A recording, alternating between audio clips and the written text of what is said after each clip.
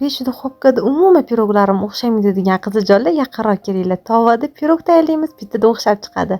Bizga kerakli bo'ladigan mahsulotlar tuxum, shakar yaxshilab vinchikda aralashtiramiz. Ketidan o'simlik yog'i, sut solib yana aralashtiramiz. Va yana ketidan un, razrixitsil va kakao solib birrov aralashtiramiz. Ko'rib turganingizdek suyuqqina o'rtacha holatdagi massa tayyor bo'ladi.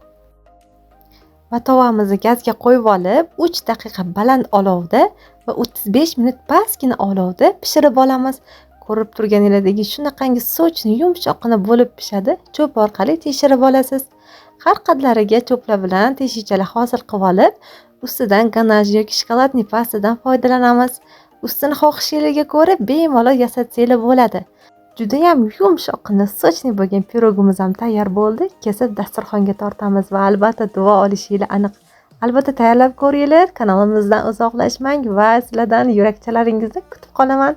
Siz bilan Dilnoza Cooking bo'ldi.